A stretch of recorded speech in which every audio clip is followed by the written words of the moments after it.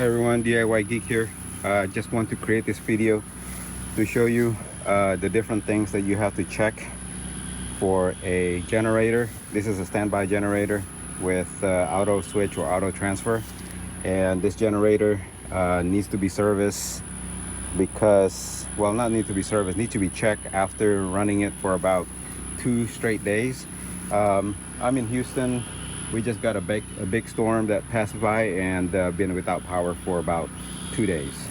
And so about 48 hours, I recommend shutting down the generator to check. We have a warning here that says inspect air filter. I just did that. As you can see, my air filter looks great. So I'm gonna put that back, and I'm going to reset that warning. Another thing that needs to be checked is the water. My radiator water is low, so I have to fill it up.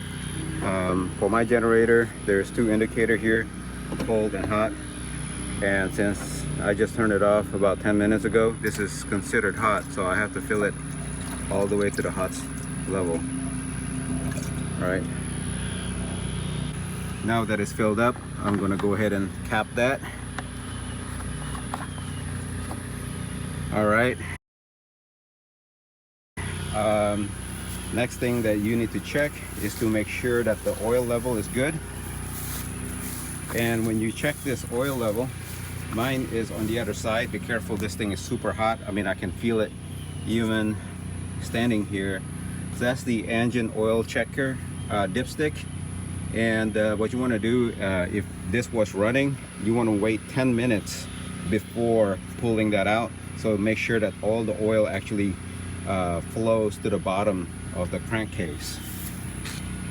Get a paper towel, and I'm going to show you how to pull it out and read it. All right, so I'm going to pull it out and clean it.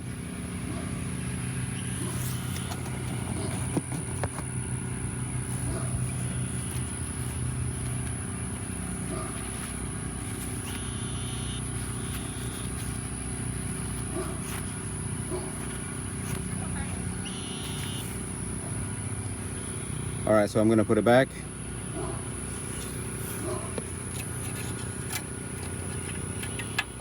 And we're gonna leave it there for 10 seconds.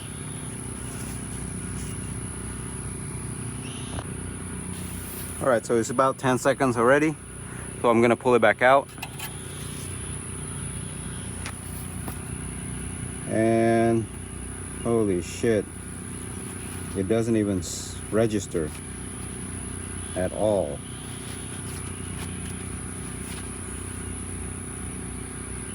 All right, I'm gonna do it again just to make sure.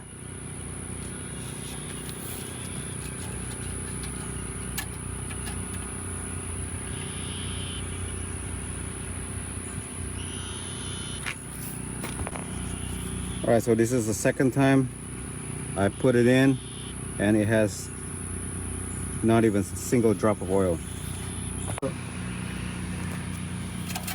All right, so I just filled up oil because I was surprised that I had almost none. It doesn't even show up on the dipstick. So I got full synthetic oil here, 5W30, according to specification. Of course, you have to check your own engine specification to see what kind of oil you need. And got it filled up. And as you can see here, it's exactly at full right now, which is perfect. So that's the reason why we're doing this check routinely. If I didn't create this video or did this check, I would have been running with almost no oil for another, I don't know, until we get power, maybe another 2 days, 3 days, which is pretty crazy because I'm pretty disappointed that the main panel actually did not register low oil pressure. So I don't know what's going on with this particular engine. It's pretty dangerous. Anyhow, so number 1, check the air filter. Number 2, check the oil, and then check the coolant level of the water, and then also check for oil leaks and everything else. Yeah, so those are the 3 or 4 major items that you have to check for. I think I'm ready to turn this back on and finish up. All right, so we're gonna switch it back to auto, and in 10 seconds this should be turning on. 6, 4, 2, 1.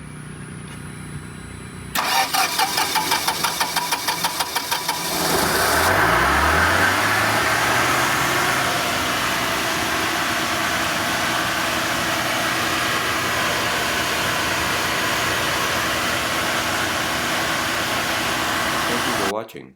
Please subscribe to my channel to see more do-it-yourself video like these and support my channel.